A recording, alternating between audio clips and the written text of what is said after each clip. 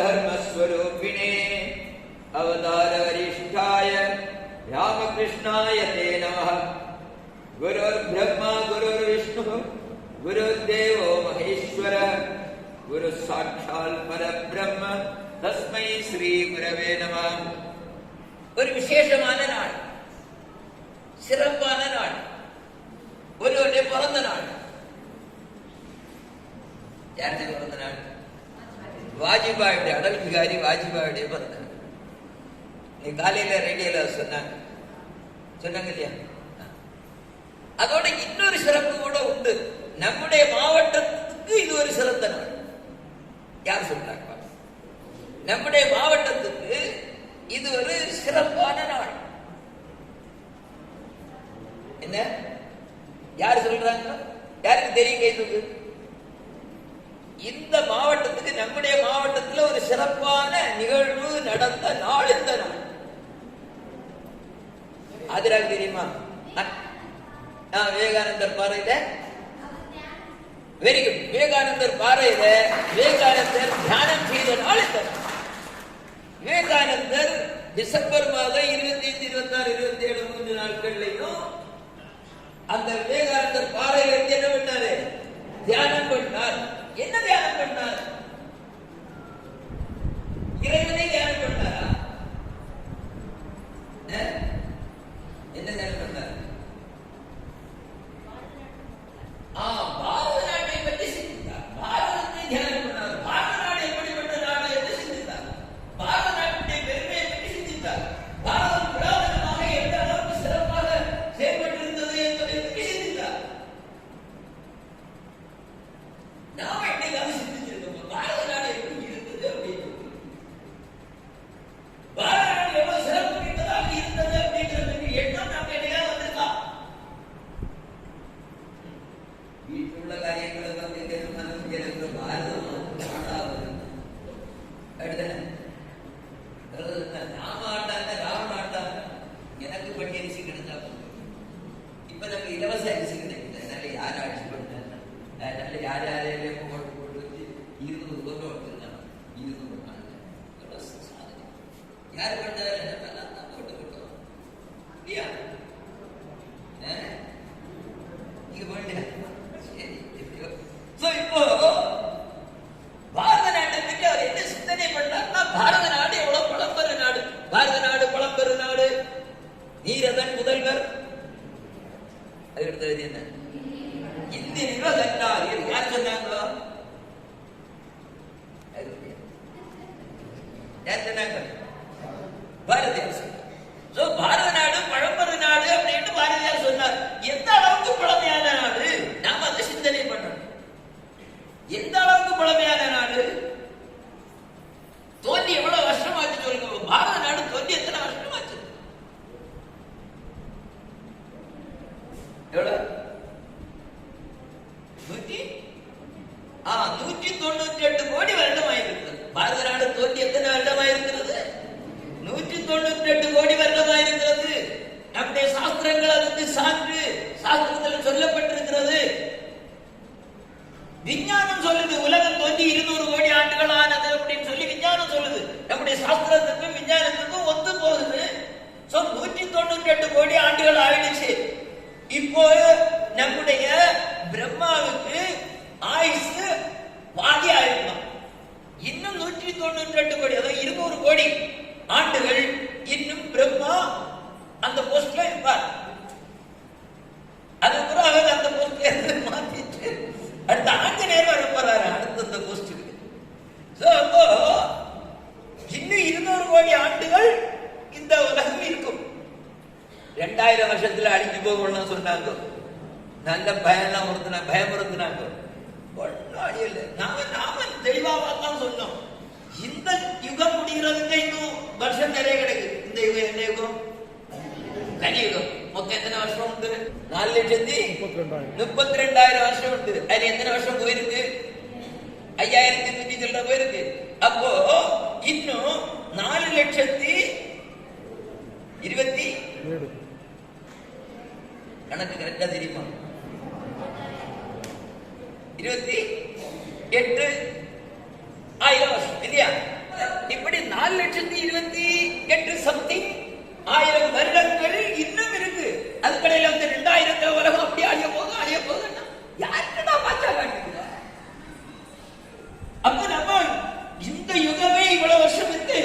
நாம 200 கோடி வருஷத்துக்கு முன்னாடி இருந்து இந்த உலகம் தோன்றி இருக்கிறது. உலகம் தோன்றிய பொழுதே பாரத நாடு தோன்றியது.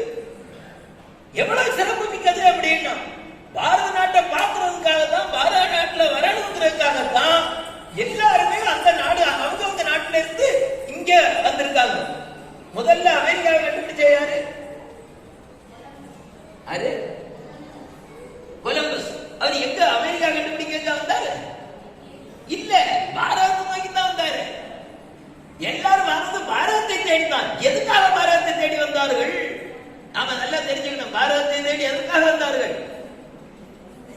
இங்கே செல்வ செழிப்பு மிக்க நாடாக பாரதம் இருந்தது.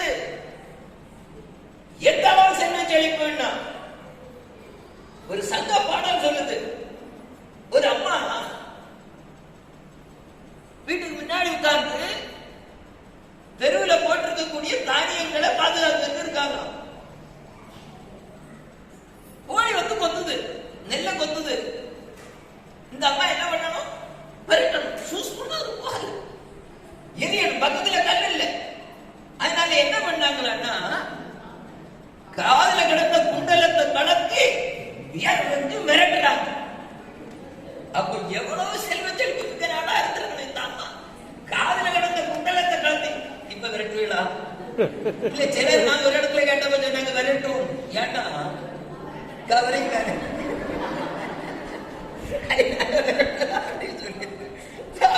காதுல கிடந்த குண்டலத்தை எடுத்து வீசி விரட்டுறாங்களா? அது கவரிங் இல்லம்மா, சுத்தம். என்ன 916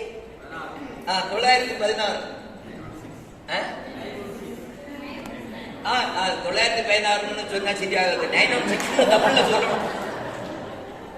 916 தமிழ்ல சொன்னாதான் காரியம் சரியாகும். 916 மார்க் உள்ள முத்திரையுள்ள தங்கம் எரிஞ்சு விரட்டினாங்க.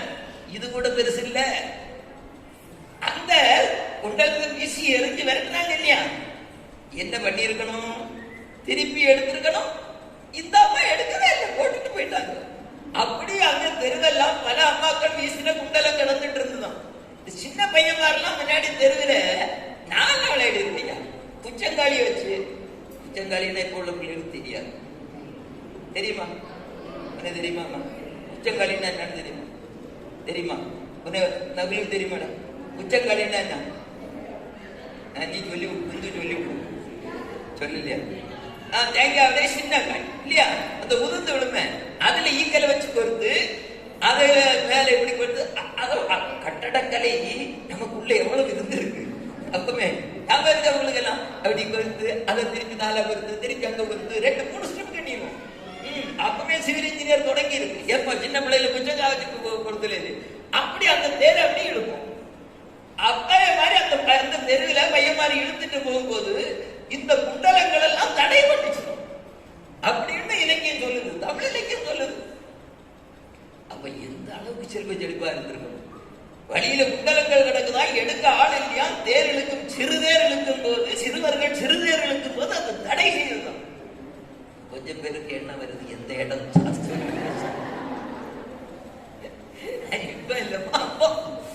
அந்த அளவுக்கு செல்வ செழிப்பு மிக்க நாடாக நம்முடைய நாடு இருந்தது, பாரத நாடு இருந்தது. அதனால என்ன ஆச்சு? எல்லாரும் இங்க வந்தாங்க.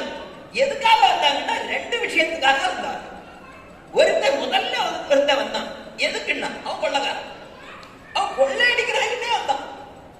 நம்ம ஆட்கள் இவத்தான் காதல இருந்து எரிஞ்சதையே திரும்பி பார்க்கலையே. கொள்ளை அடிச்சாலே என்ன? சோமநாதபுரத்தை 17 தடவை கொள்ளை அடிச்சான். யாரு? கஜினி இல்லையா? கஜினி முகமது 17 தடவை கொள்ளையடித்தான். அவன் ஒவ்வொரு தடவை கொள்ளையடிக்கும் போதும், அவன் கொள்ளையடிச்சுட்டு போன பிறகு அடுத்த வருஷம் அவன் திரும்பி வரும்போது அவன் கொள்ளையடிச்சதை விட அதிக நகைகளும் வைரமும் வைடூரியமும் நம்முடைய ஆட்கள் அங்க கொண்டு போட்டிருப்பான். இப்பவே நீங்களே நினைச்சு பாருங்களேன், திருப்பதியில போய் யாராவது கொள்ளையடிச்சுட்டான்னு வச்சு, அப்ப பக்தர்களா என்ன பண்ணுவாங்க? இங்க நிறைய பேருக்கு திருப்பதி வெங்கடாச்சலபதி ஒர்க்கிங் பார்ட்னரா, பிசினஸ் பார்ட்னர். ஆமா, இதுலயே பிரமாணத்துல எழுதி வச்சிருக்காங்க. அதனால அங்க கொண்டு கொட்டிடுவாங்க. அதே மாதிரி கஜினி போது 17 தடவை அதுக்கு முந்தின விட நிறைய தான் கொடுத்தாங்க. நம்ம மக்களுக்கு அவ்வளவு இது. அன்னைக்கு கஜினி போது வந்து கொள்ளையடிச்சான், இன்னைக்கு வேற எவனோ கொள்ளை அடிக்கிறா, நாம கொண்டு கொட்டிட்டே இருக்கோம். அது என்ன பண்றோம் இல்லையா? நம்ம அன்னைக்கு இன்னைக்கு இந்துக்கள் மாறவே இல்லை, அப்படியேதான் இருக்கும். அவன் கொள்ளை அடிச்சா நாம திருப்பி திருப்பி கொடுத்துட்டே இருப்போம். கஜினி போது கொள்ளை அடிச்சான், அப்ப எவ்வளவு செல்வ செழிப்பு இருந்திருக்கணும் நம்முடைய நாட்டுல. அவன் கொள்ளை அடிச்செல்லாம் பார்த்து அவன் முடிஞ்செல்லாம் எடுத்துட்டு போனான். அடுத்தவன் பார்த்தான், சரி வியாபாரம் பண்ண ஒரு ஒண்ணு வந்தான். சோப்பு சீப்பு கண்ணாடி, சோப்பு சீப்பு கண்ணாடி வாங்கலையோன்னு ஒரு பையன் வந்தான். யாரு? ஆங்கிலேய கிறிஸ்துவன் வந்தான். வந்தப்பா இங்க எல்லாரு சோப்பு சீப்பு எல்லாம் இவங்க வாங்கினாங்க, நிறைய வாங்கினாங்க. இந்த வாங்கும் போதே அவன் விற்கிறவன் பார்த்தான், இந்த வாங்குற வயல்கள் எல்லாமே ஒரு ஒற்றுமையா இல்லை, மாறி மாறி சண்டை போட்டுட்டு இருக்க வேலையில தான் இருக்கான். அதனால என்ன பண்ணலான்னு அவன் ஒரு பிளான் பண்ணான். இவங்களை நாம இந்த நாட்டை முடிச்சுடுவோம், அரசாட்சியை நம்ம கையில எடுத்துடுவோம் அப்படின்னு முடிவு பண்ணான். அதற்காக திட்டம் போட்டு வேலை செய்தார்கள். பல பகுதிகளை அவர்கள் பிடித்தார்கள். அதனால நாம முகலாயர்கள் வந்தப்போ ஒரு 700 வருஷம், அதுக்கு பிறகு இந்த ஆங்கிலேயர்கள் வந்தப்போ ஒரு 200 வருஷம், இவ்வளவு நாளும் நம்மை அவர்கள் அடிமையாக்க முயற்சித்துக் கொண்டிருந்தார்கள். நான் இந்த 1000 ஆண்டுகள் பாரத நாடு அடிமையாக இருந்ததுன்னு நான் ஒரு நாளும் ஒத்துக்கிறது இல்லை. ஏன் அப்படின்னா, அவங்க ஒரு பக்கத்தை பிடிப்பாங்க, நாம அந்த பக்கத்துக்கு மீட்சிக்காக போராடிட்டு இருப்போம். அந்த நேரத்தில் இன்னொன்னு பிடிப்பாங்க. முழுமையாக பாரத நாடு முழுக்க ஒரு காலம் ஒரு பேருக்கும் மொத்தமா அடிமையா இருந்தது. நல்ல ஞாபகம் வச்சுக்கணும். நம்முடைய வீரர்கள் இல்லாமல் இல்லை. நம்முடைய வீரம் சாதாரண வீரம் இல்லை, எல்லாரையும் அடிச்சு பறக்கிற வீரம். பணம் இருந்தது மட்டுமில்லை, செல்வம் இருந்தது மட்டுமில்லை, வீரம் இருந்தது நம்மகிட்ட. அலெக்சாண்டர் ஒருத்தர் கேள்விப்பட்டிருக்கீங்களா? அலெக்சாண்டர், மகா அலெக்சாண்டர். அந்த அலெக்சாண்டர் பாரதத்துல படையெடுத்து வந்தான்.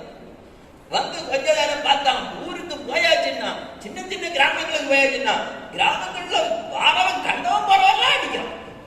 அடின்னா சாதாரண அடி இல்லை, செத்தாலும் பரவாயில்லன்னு அடிக்கிறான். அந்த அளவுக்கு அடிச்சப்போ அவன் நினைக்கிறான், இன்னி இங்க இருந்தவன ஜெயிப்படாது, நாம இங்க ஊருக்கு போயிடுவோம்னு தோத்து போறான். தோத்து போகும்போது அவன் தோத்து போனா அது ஒரு மானக்குறைவு இல்லையா? அதனால எங்கள் வீரர்களுக்கு வீடுகளுடைய ஞாபகம் வந்து விட்டது, எனவே நாங்கள் ஊருக்கு போகிறோம் அப்படின்னு சொல்றோம். போறது எதனால போறான்? வாங்கின அடியினால பயந்து போறான். சொல்லும் போது என்ன சொல்லிட்டு போறான்? வீட்டுக்கு ஞாபகம் எங்க படைவீரர்கள் வரும்போது தெரியாது அப்படிங்கிறது தெரிஞ்சுதானே வந்தேன். பல வருஷம் ஆகும்னு தெரிஞ்சு வந்தான். பாரதத்துக்குள்ள உள்ள வந்த உடனே அடி சாத்திட்டான். அவனை பற்றி சொல்லும் போது அவனுடைய வரலாற்று ஆசிரியர்கள் என்ன எழுதுறாங்கன்னா, அவன் வருத்தப்பட்டான், அவன் கவலைப்பட்டு சொன்னான், எனக்கு பிடிப்பதற்கு இன்னும் நாடுகளே இல்லையே அப்படின்னா. உலகம் முழுக்க அவன் பிடிச்ச மாதிரி போய் அவன் சைனா பக்கம் போகவே இல்லை. ஏன்னா இந்தியாவில் பாரதத்துல வந்தோடனே வாங்கின அடியினால திருப்பி போயிட்டான். பாரதத்துல கொஞ்சம் இடம் தான் வந்தான். பயந்து போறான். போகும்போது அவன் இந்த மாதிரி சொல்லிட்டு போறான். இவன் எல்லாம் வந்து சொல்லிட்டு போற இப்படிதான் போவான். இவங்க நம்ம ஆங்கிலேய வந்தாங்க இல்லையா, அவங்க சுதந்திரம் கொடுத்துட்டு போறோம்னு போனாங்க இல்லையா. எதனால சுதந்திரம் கொடுத்தாங்க? பெருந்தன்மைனாலே. அப்படிதானே கொடுத்தாங்க. காந்தியர்கள் காந்தி எல்லாம் சொல்லி ரொம்ப பரந்த மனப்பான்மையோட ரொம்ப பெருந்தன்மையோட கொடுத்துட்டு போனாங்க. அப்படிதானே? அப்படியே எதனால கொடுத்தாங்க? என்ன ராணுவத்தை கண்டு பயந்தா? நீங்க நம்ம நாட்டு ராணுவத்தை கண்டா? நம்ம நாட்டுல போய் ராணுவம் எங்க இருந்தது? ராணுவம் அவன் ராணுவம் தானே நம்ம நாட்டுல இருந்தது. நேதாஜி அங்கேயே இருந்தார். அவருக்கு உள்நாட்டுக்கு வரலையே, வர சொல்லிட்டு இருந்தாரு. உள்நாட்டுக்கு வரும் முன்னாடியே அங்க வர முடியல. எதுக்காக பயந்தாங்கன்னா, நம்முடைய சுதந்திர போராட்ட வீரர்கள் மீண்டும் மீண்டும் தாக்குறார்கள். ராணுவத்துக்கு உள்ள புரட்சி வந்தது, அவன் ராணுவம் தான். போலீஸுக்குள்ள புரட்சி வந்தது. அப்படி இருந்ததுனால அவன் பார்த்தா, இனி இங்க நாம நிக்க முடியாது. கண்ட இடத்துல சுடுறான், உயிரை பத்தி கவலைப்படாம சுடுறான். அலெக்சாண்டருக்கு இந்த பயம் வந்ததுனால தான் திருப்பி போனான்.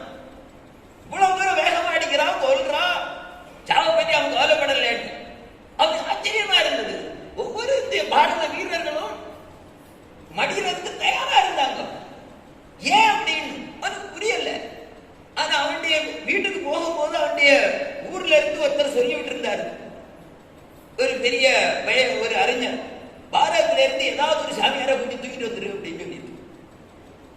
பார்த்தா எங்கேயா சாமியார் இருக்காங்களா? அவங்க ஒரு மலையில போகும்போது அங்க ஒருத்தர் இருந்தார், பாவம் ஒரு துண்டு மட்டும் கொடுத்துட்டு ஒருத்தர் இருந்தார், துண்டு கொடுத்துட்டாரு இல்ல ஒரு கௌவியனை மட்டும் கொடுத்துருந்தார், ஒருத்தர் இருந்தார். அவர்கிட்ட போனா, நீங்க இந்த பாரதத்துல நல்ல சாமியார் போல இருக்கு, இப்படி ஒண்ணு வேண்டாம், நீங்க வந்திருக்கீங்களே, எங்க ஊர்ல எனக்கு ஒருத்தர் சொல்லி விட்டுருக்காரு, நீங்க என்னால என் கூட வரணும். வெளிநாட்டு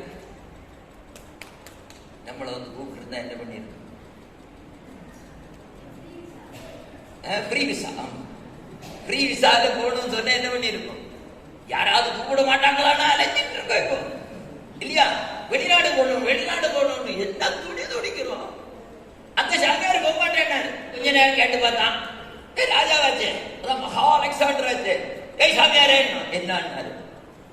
வாரே வரமாட்டியா? வரமாட்டேன். என்ன பண்ணுவேன் தெரியுமா? என்ன பண்ணுவேன்?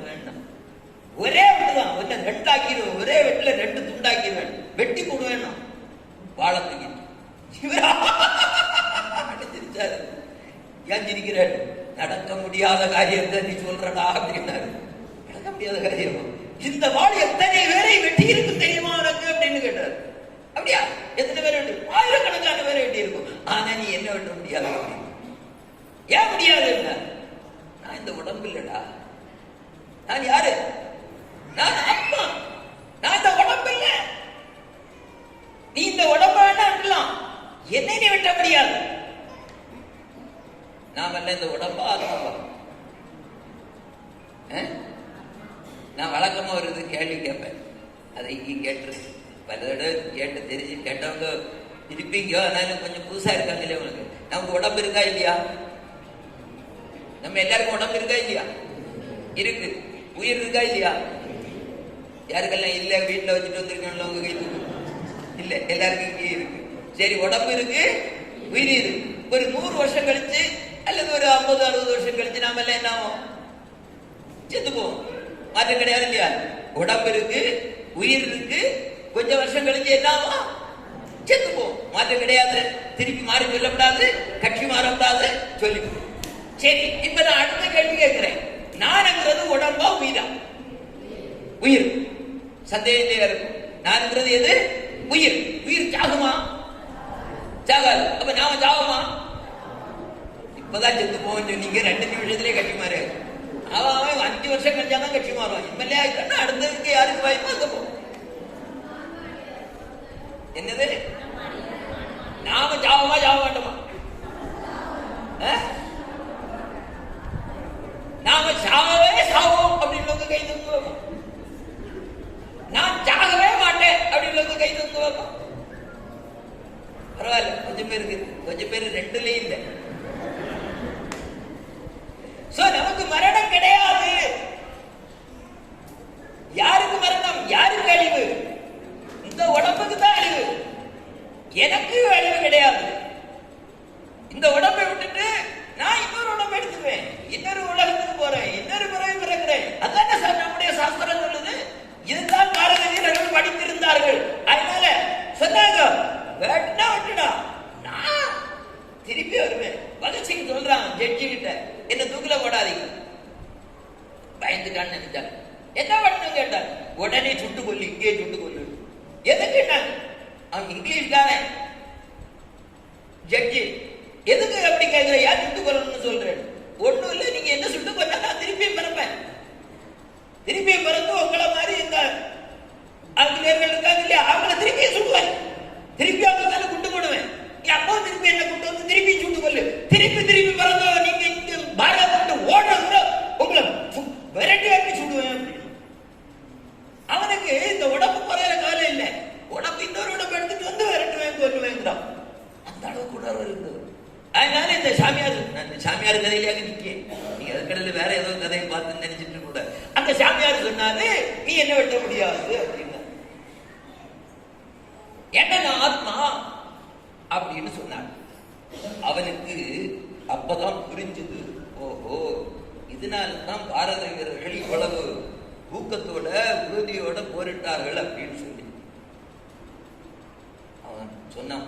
இந்த சாமியார்கிட்ட ரொம்ப பெரியவங்க நீங்களோ, இவ்வளவு பெருமை தெரியாம வெட்டி போடுவேன்னு சொன்னேன், மன்னிச்சு. அன்னைக்கு ஒண்ணும் இல்லை, நீ தெரியாம சொன்ன. அதுல என்ன உனக்கு இப்ப நான் சொன்னேனால உனக்கு புரிஞ்சிட்டு. என்ன புரிஞ்சது? உடம்பு அழியும் ஆனால் ஆன்மா அழியாது. யாருக்கு புரிஞ்சது? அலெக்சாண்டருக்கு புரிஞ்சது. இப்ப அவருக்கு வீட்டுல ஒருத்தைய அந்தமனம், அவனுக்கு ஒரு மனைவி, 2 பிள்ளைகள், ஒரு அம்மா ஒரு அப்பா. இத்தனை பேர் வீட்டுல. மொத்தம் எத்தனை பேர் வீட்டுல?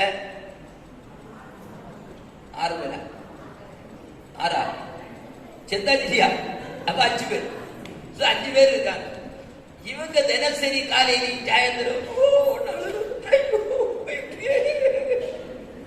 என்ன விட்டுட்டு போயிட்டே, ராமன் போயிருக்க கூடாதா அப்படின்னு சொல்லி ஒரே அழுக. ராமன் போயிருக்க கூடாதா, நீ என்ன விட்டு போயிட்டே, கடவுள் இப்படி பண்ணிட்டாரே, கடவுளுக்கு கண்ணு இருக்கா, மூக்கு இருக்கா, நாங்க இருக்கா, எல்லாம் கேட்டாச்சு. தினசரி அழுக. ஒரு நாளைக்கு ராத்திரி 12 மணிக்கு இவங்க எல்லாம் நல்லா கிடந்து உறங்க, காலதெல்லாம் முடிச்சு 5 பேரும் கிடந்து உறங்கிட்டு இருக்காங்க. கட்டுன சத்தம் கேட்கு.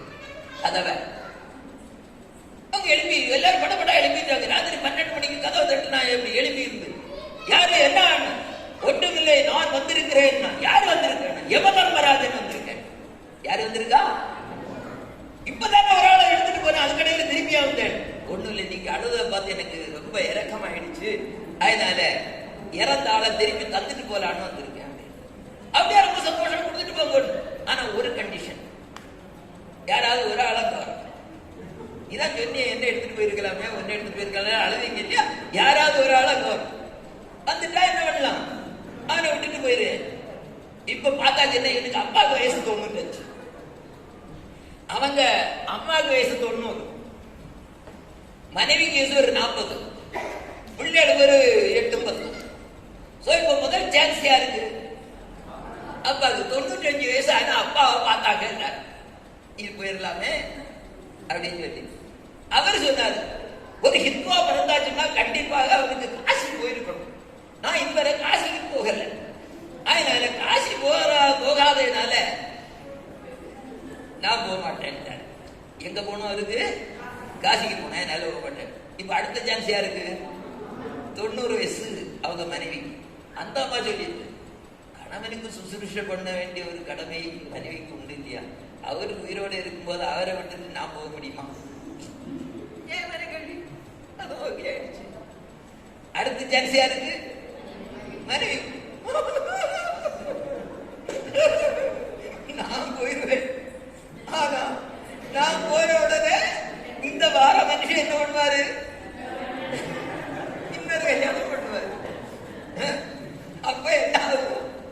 அவ வாரவ யார்? 2 பிள்ளைகளை ஒழுங்கா பாப்பாளா? பார்க்க மாட்டான். அதனால நான் போக மாட்டேன். அடுத்த சான்ஸ் யாருக்கு? 2 பிள்ளை எடுக்கும். அவங்க நேர பின்பக்கமே ஓடிட்டாங்க. போய் 5-8 வயசு 10 வயசு தான் ஆகுது, நம்பால முடியாது. அங்க எவ்வளவு சொல்லிட்டு இருக்கேன், நேரம் ஒரு ஆள் வாழ்ந்தோ என்ன விட்டுட்டு போறேன். இங்க இவங்களை டிஸ்கஷன்ல ஒண்ணும் இதாகல. வரலாம் இல்லையா? இல்ல நாங்க யாரும் வரல. அப்ப அவனை கொண்டு போட்டேன், நான் கொண்டு போட்டோம். அப்ப இங்க அழ மாட்டீங்க, நான் இங்க அழவே மாட்டோம், நீங்க கொண்டு போயிருங்க. கொண்டு போயிட்டான். இப்ப அது பிறகு அழல்ல. வந்தது யமதர்மராஜன். இவங்க அழுகை சத்தம் பொறுக்க முடியாத பக்கத்து விட்டுக்காங்க.